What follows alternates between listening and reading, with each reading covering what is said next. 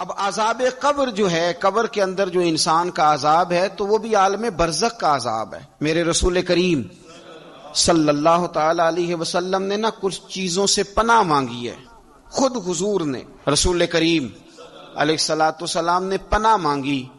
حضور فرمانے لگے اے اللہ مجھے کنجوسی سے، بخیلی سے پناہ عطا فرما، اور حضور نے باقاعدہ پناہ مانگی ہے کہ اے اللہ مجھے ارذل العمر ہونے سے پناہ میں رکھ، جب عمر اتنی زیادہ ہو جائے کہ وجود کے حصے کام کرنا چھوڑ جائیں، اس سے پناہ مانگی۔ اور خود میرے نبی پاک علیہ السلام نے قبر کے عذاب سے پناہ مانگی۔ یہ تعلیم امت کے لیے کہ تم بھی پناہ مانگو عذاب قبر سے۔ قبر کا عذاب برحق ہے، قبر کے لیے تیاری کر کے رکھنا، اپنی قبر کو یاد رکھنا، مر جانے کو یاد رکھنا۔ حضرت سعد بن معاذ رضی اللہ تعالیٰ عنہ کا جب جنازہ تھا تو صحابہ کرام فرماتے ہیں حضور نے نماز جنازہ کی امامت فرمائی تو قبر کے تیار ہونے میں کچھ دیر تھی، تو رسول کریم صلی اللہ علیہ وسلم زمین پر بیٹھ گئے اور ایک لکڑی سے حضور زمین کریدنے لگے۔ ہم وہ انتظار تھے کہ اللہ کے رسول صلی اللہ علیہ وسلم سر مبارک اٹھائیں، ہمیں کو نصیحت کریں۔ فرماتے حضور نے سر اقدس اٹھایا تو حضور کی آنکھوں میں آنسو تھے، اور رو کے حضور فرمانے لگے، رو کے کہ اس قبر کے عذاب سے رب کی پناہ مانگو اور اس کے لیے تیاری کر لو، یہ بڑا سخت دن ہے۔ رو کے حضور نے فرمایا، رو کے۔ آج تو لوگ مذاق بناتے ہیں، کچھ فقیر صوفی درویش کہلانے والے بھی، وہ کہتے ہیں جو مولوی بتا رہے ہیں نا قبر میں بچھو ہوں گے، سانپ ہوں گے، یہ تو مولوی اپنی قبر بتا رہا ہے، ہمارا اس سے کیا لینا دینا ہے۔ خدا سے ڈریں۔ وہ چیزیں جو احادیث مبارکہ میں آ گئیں، جس سے نبی پاک نے ہمیں ڈرایا، ہمیں سمجھایا، آپ اس تنبیہ کو، اس نصیحت کو آپ اس رنگ میں لیں گے کہ مذاق بنایا جائے گا دین کا، بجائے اس کے کہ اس سے ڈرا جائے۔ حضرت سیدنا برا بن عازب رضی اللہ تعالی عنہ ارشاد فرماتے ہیں کہ میں نے نبی پاک صلی اللہ تعالی علیہ وآلہ وسلم سے خود اس بات کو سنا ہے، خود رسول کریم صلی اللہ علیہ وسلم نے فرمایا۔ حضرت زید بن ثابت رضی اللہ تعالی عنہ بھی اس بات کے راوی ہیں، فرماتے ہم جا رہے تھے تو 5-6 قبریں تھی، تو حضور نے فرمایا کن کی قبریں؟ ہم نے عرض کی یا رسول اللہ صلی اللہ علیہ وسلم یہ کافروں کی قبریں، یہ صحیح مسلم میں حدیث موجود ہے، کفار کی قبریں۔ تو اللہ کے رسول صلی اللہ علیہ وسلم فرمانے لگے، ذرا حدیث کے لفظوں پہ غور کرنا، حضور فرمانے لگے اگر مجھے ڈر نہ ہوتا کہ تم اپنے مردوں کو دفن کرنا چھوڑ دو گے، اگر مجھے اس بات کا ڈر نہ ہوتا کہ تم اپنے لوگوں کو، مرنے والوں کو قبروں میں دفن کرنا چھوڑ دو گے، اگر یہ مجھے ڈر نہ ہوتا تو میں سناتا کہ قبر کے اندر کس طرح عذاب ہوتا ہے، تمہیں دنیا میں رہ کے میں سناتا، پر ڈر ہے کہ کہیں تم اپنے مرنے والوں کو قبروں میں دفن کرنا چھوڑ ہی نہ دو، اس لیے میں تمہیں یہ بات نہیں بتاتا۔ اور میرے رسول کریم صلی اللہ تعالی علیہ وآلہ وسلم نے پھر ارشاد فرمایا، اپنے غلاموں کی طرف نظر فرمائی، یہ بات کہہ کے کہ اگر مجھے ڈر نہ ہوتا کہ تم دفن کرنا چھوڑ دو گے تو تمہیں میں سنا دیتا کہ قبر میں کیا عذاب ہوتا ہے۔ پھر حضور نے صحابہ سے فرمایا چلو بھائی دوزخ کے عذاب سے اللہ کی پناہ مانگو، تو سب کہنے لگے ہم دوزخ کے عذاب سے اللہ کی، صحابہ نے کہا ہم دوزخ کے عذاب سے اللہ کی پناہ مانگتے ہیں۔ پھر نبی پاک صلی اللہ تعالی علیہ وسلم نے ارشاد فرمایا تم سب کہو کہ ہم قبر کے عذاب سے اللہ کی پناہ مانگتے ہیں۔ تو صحابہ نے کہا ہم قبر کے عذاب سے اللہ کی پناہ مانگتے ہیں۔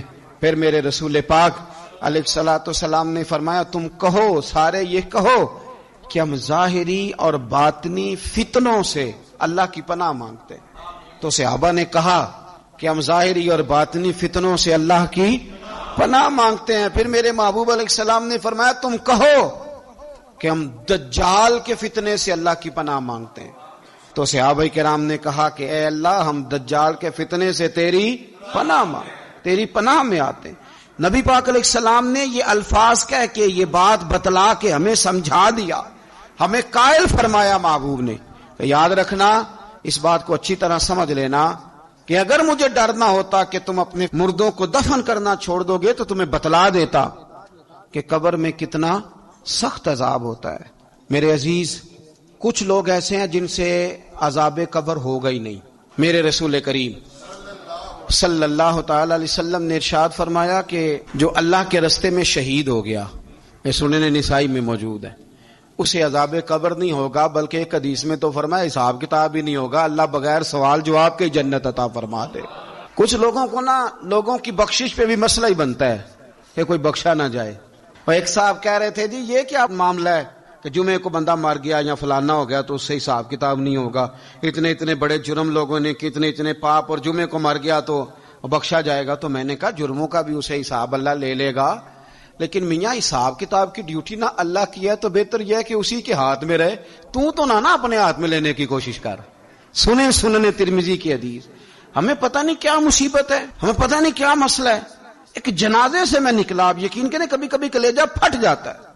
میں ایک جنازے سے نکلا تو میرے ساتھ ایک بندہ جنازہ پڑھ کے نکلا تو کہنے لگا جی پیر صاحب دیکھیں آج کتنی دنیا آئی ہے، حالانکہ یہ بندہ اس طرح کا تھا، اس طرح کا تھا، اس طرح کا تھا.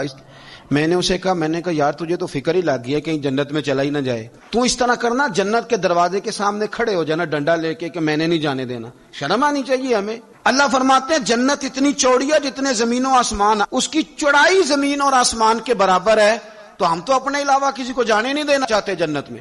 اور بس کریں، جنت خدا کا فضل ہے، اور اللہ فرماتے ہیں میرا فضل میں جسے چاہتا ہوں عطا کرتا ہوں. یہ سنن ترمذی کی حدیث، اور اس کے راوی حضرت عبداللہ ابن عمر رضی اللہ تعالیٰ عنہ. نبی پاک علیہ السلام نے فرمایا جو مسلمان جمعے کے دن یا جمعے کی رات کو فوت ہو اس کو اللہ تعالیٰ قبر کی آزمائش سے محفوظ رکھتا ہے. جو جمعے کی رات فوت ہو جائے یا جمعے والے، یعنی جمعے رات اور جمعے کی درمیانی رات چلا جائے یا جمعے والے، تو اللہ اسے عذاب قبر سے. تو میرے عزیز جو بندہ شہید ہو اس سے عذاب قبر نہیں ہوتا. جو آدمی جمعے کے دن یا جمعے کی رات چلا جائے اسے بھی عذاب قبر نہیں ہوتا. اور میرے رسول کریم صلی اللہ تعالی علیہ وسلم نے فرمایا جو بندہ ایک دن اور ایک رات، یہ حدیث صحیح مسلم میں، سنن ترمذی میں، مصنف عبد الرزاق میں موجود ہے، ایک دن اور ایک رات اللہ کی رضا کے لیے اسلامی سرحد پہ پہرا دے. میں اور آپ سوئے ہوئے ہیں، لیکن وہ لوگ جو فوجی بارڈروں پہ کھڑے ہیں، دیکھو مدینے والے محبوب کس کس پہ کرم فرماتے ہیں. ساری عمر نہیں، 24-25 سال کی سروس نہیں، فرمایا ایک دن اور ایک رات اللہ کی رضا کے لیے جو اسلامی سرحد پر پہرا دے، مسلمانوں کو کافروں سے بچائے، رب اسے عذاب قبر نہیں دے گا، اسے اللہ تعالیٰ اپنے فضل سے معاف فرما دے گا. ایک رات اور ایک. آپ کیا سمجھتے ہیں کہ ان فوجیوں کی کوئی چھوٹی شان ہے؟ ان کا کوئی چھوٹا مرتبہ ہے؟ ایک دن اور ایک رات اگر یہ پہرا دیں تو اللہ انہیں اتنا انعام عطا کرتا ہے. اسی طرح سن لو، یہ ذرا غور سے سننا، ابن ماجہ کی حدیث، اور اس کے علاوہ مسند ابو یعلا میں موجود حدیث کے راوی حضرت ابو ہریرہ رضی اللہ تعالی عنہ، حضور صلی اللہ تعالی علیہ وسلم نے فرمایا جو شخص بیماری سے فوت ہوا، قربان جاؤں میرے محبوب نے بیماری کا نام ہی نہیں لیا، فرمایا کوئی بھی بیماری ہو، فرمایا جو آدمی بیماری سے فوت ہوا اللہ اسے شہادت کی موت عطا فرمائے گا، اور وہ عذاب قبر سے اور قبر کے امتحان سے بھی محفوظ رہے گا. اور حضور فرماتے ہیں اس کو صبح اور شام جنت کے باغوں میں سے رزق دیا جائے گا. جو کسی بھی بیماری سے مرا، یہ لوگ بیماری سے مر رہے ہیں تو لوگوں نے اچھوت سمجھ رہے ہیں، اچھوت، یہ اچھوت نہیں ہے، اس لیے کہ لوارث نہیں، یہ خدا رسول کے ماننے والے ہیں. تم انہیں اچھوت کہہ رہے ہو اور مدینے والے رسول انہیں شہید فرما رہے ہیں. حضور نے فرمایا جو بیماری سے مرے شہید ہے، وہ قبر کے عذاب سے محفوظ رہے گا اور جنت کے باغوں میں سے اللہ رزق دے گا. لوگ کہتے ہیں دیکھو جی بڑا تانگ ہو کے دنیا سے گیا ہے، تو اس بندے کو بھی عذاب قبر نہیں ہوتا. اسی طرح جو بندہ سورہ ملک پڑھتا ہے، سنن ترمذی میں حضرت ابن عباس سے روایت ہے کہ حضور صلی اللہ علیہ وسلم کے ایک صحابی نے ایک جگہ خیمہ لگایا تو وہاں سورہ ملک پڑھنے کی آواز آتی تھی، کوئی بندہ پڑھنے والا نظر نہیں آتا تھا.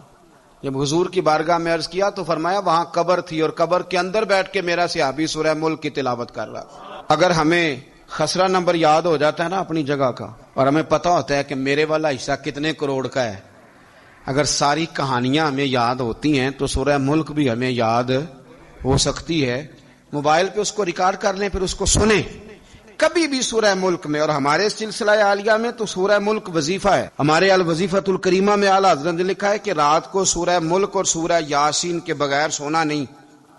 سورہ ملک اتنی شاندار سورت ہے کہ نبی پاک صلی اللہ علیہ وسلم نے فرمایا یہ قیامت کے دن اللہ کی بارگاہ میں ناز سے جھگڑا کرے گی اور کہے گی اے اللہ یہاں تو میرے پڑھنے والے کو جنت عطا فرما یا مجھے قرآن پاک سے علیحدہ کر دے۔